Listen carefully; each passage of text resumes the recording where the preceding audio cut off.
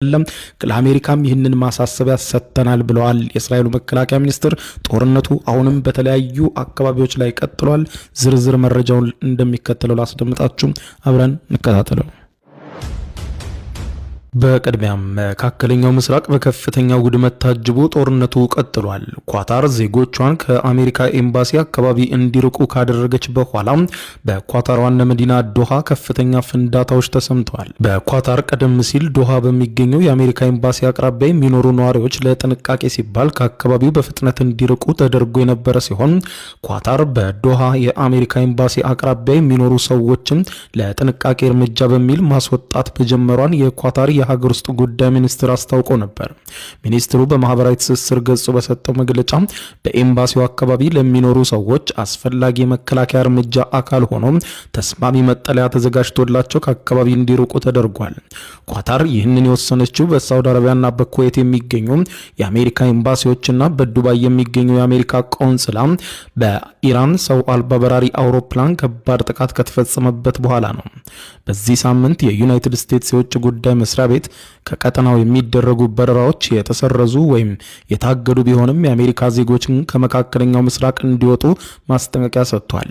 የአሜሪካ መንግስት በተባበሩት አረብ ኤምሬትስ፣ ሳውዲ አረቢያ፣ ዮርዳኖስ ላሉ የአሜሪካ ዜጎች አውሮፕላኖችን በማዘጋጀት ለማስወጣት ከፍተኛ ጥረት እያደረገ ይገኛል። ሆኖም ኳታር ከዛሬ ማለዳ ጀምሮ ከባድ የሆነ ፍንዳታ አስተናግዳለች። በዚህ እንዳለ እስራኤል በቤሩት የፈጸመችው የአየር ድብደባ ከባድ ቁሳዊና ሰብአዊ ኪሳራም አድርሷል። እስራኤል በቤሩት የምትፈጽመውን የአየር ድብደባ አሁንም እያበረታች ሲሆን የሊባኖስ መገናኛ ብዙሃን ምሽቱን እንዳወጣው ዘገባ ከሆነም በተፈጸመው ከባድ ጥቃት በርካታ ሰዎች መገደላቸውን ዘግቧል።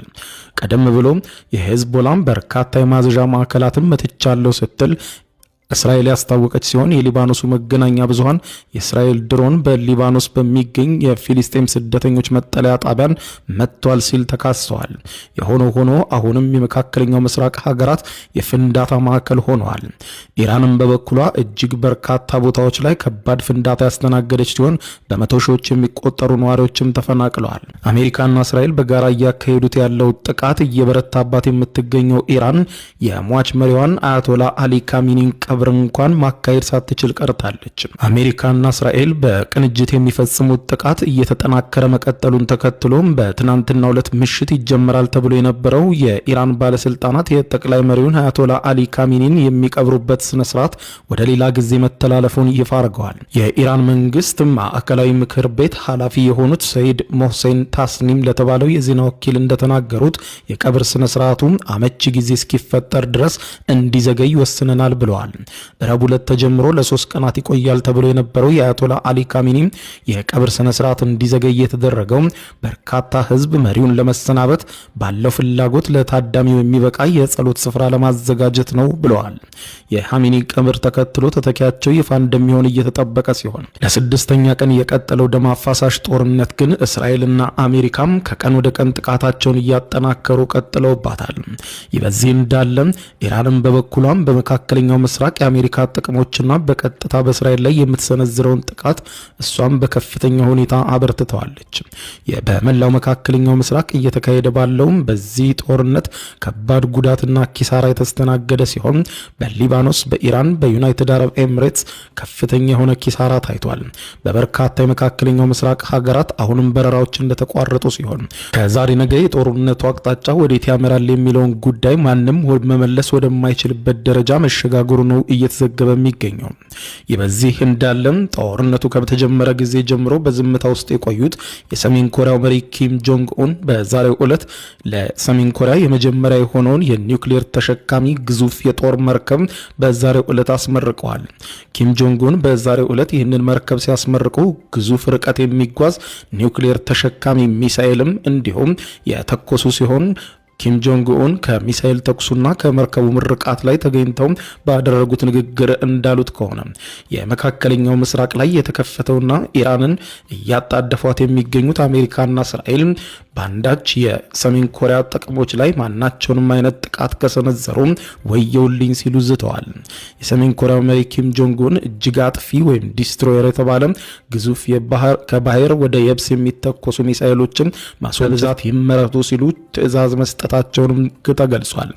እንደ ኬሲኤንኤ ዘገባ ከሆነ ኪም ጆንግ ኡን በመርከብ ግንባታ ጣቢያው ባደረጉት ተከታታይ ጉብኝት በአሁኑ ሰዓት በሰሜን ኮሪያ ውስጥ ግንባታ ላይ ከሚገኙና የቾይ ሂዩን ክፍል ተብለው ከሚጠሩት 5000 ቶን ሚዛን ካላቸው ተከታታይ አጥፊ የጦር መርከቦች መካከል ግንባር ቀደም የሆነውን ቾይ ሆይን የተሰኘውን መርከብ ተዘዋውረው ጎብኝተዋል። በጥብቅ አጋራቸው ኢራን ላይም ከሰሞኑ የተፈጸመውን ጦርነት በተመለከተ ንግግር ያደረጉት የሰሜን ኮሪያው መሪ ኪም ጆንግ ኡን ፈጽሞ ተቀባይነት የሌለው ብለውታል። በሌላ በኩል የአሜሪካው የስለላ ድርጅት ሴንትራል ኢንተለጀንስ ኤጀንሲ ወይም ሲአይኤ በኢራንን ቀጥታ ከመዋጋት ይልቅ ታጣቂዎችን ማገዝ እንደሚሻል ውሳኔ ለመድረሱም ተሰምቷል። ሲአይኤ እንዳለው ከሆነ የአሜሪካ የጦር ስልቷን መቀየር እንዳለባትና የኢራንን አገዛዝ ለመጣል ካስፈለገ በተለይም ደግሞ በቀጠናው ላይ የሚገኙ የኩርዲሽ ታጣቂዎችን ማስታጠቅ እንደሚገባ በሚስጥራዊ መረጃ ከመንግስት ጋር መግባባት ላይ መድረሱን የአሜሪካ መገናኛ ብዙሃን ሾልኮ የደረሰን መረጃ አረጋግጠልን ሲሉ ዘግበዋል። በምዕራብ ኢራን አካባቢዎች የሚንቀሳቀሱት የኩርድ ታጣቂዎች በቀጠናው ከፍተኛ ጥቃት እያደረሰች የምትገኘው ሀገር ከውስጥ ጫና ውስጥ ለማስገባት ወታደራዊ ኃይልና ትኩረቷንም ለመከፋፈል ከፍተኛ ሚና እንደሚኖራቸው በሲአይኤ እንደታመነበት የዘገበው መገናኛ ብዙሃኑ ከኢራን እስላማዊ አብዮታዊ ዘብ ኃይሎች ጋር ከባድ ግጭት ውስጥ በተደጋጋሚ የሚገቡት እነዚህ ታጣቂዎች የኢራን ጦር ኃይሎች ኢላማ መሆናቸውን ጠቅሶ በአሜሪካ በኩል ደግሞ የኢራንን መንግስት ለማዳከም በሚደረገው ጥረት ድጋፍ እስከ ማግኘት ሊደርሱ እንደሚችሉ ቀረቤታ እንዳላቸውን በማንሳት የኢራን ባለስልጣናት በበኩላቸው ኢራን በእስራኤልና አሜሪካ ላይ ከምትሰነዝራቸው የአጸፋ ጥቃት ጎን ለጎን በሀገር ውስጥ የኩርድ ታጣቂዎችን ጨምሮ ስጋት ናቸው ባሏቸው ኃይሎች ላይ ወታደራዊ እርምጃ ከመውሰድ እንደማይቆጠቡና አሜሪካም በእጃዙር ለምታደርገው የትኛውም ጥረት ትዕግስት እንደማይኖራት ኢራን በግልጽ አስታውቃለች።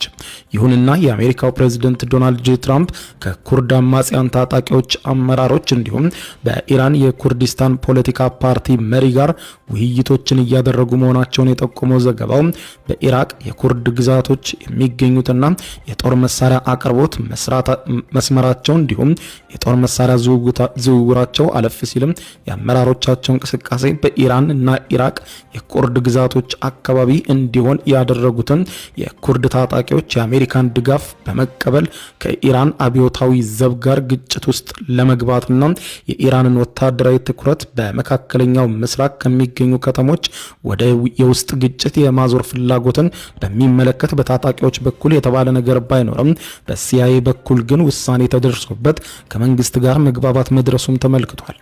በኢራን እንዲሁም ኢራቅና ቱርኪያ እንዲሁም በሶሪያ ከሚገኙ በሀገራቱ ውስጥ የተወሰኑ ግዛቶች የሚሸፍኑት የኩርድ ተወላጆች በኢራን ከ8.1 ሚሊዮን በላይ እንደሚሆኑ የሚነገር ሲሆን የኩርድ አማጽያን ቡድን ደግሞ ዋና መቀመጫውን በኢራንና ኢራቅ አዋሳኝ የኩርድ ግዛቶች አካባቢ በማድረግ በኢራን መንግስት ላይ ጥቃቶችን ለመሰንዘር ሲሞክር መቆየቱ የሚታወስ ነው።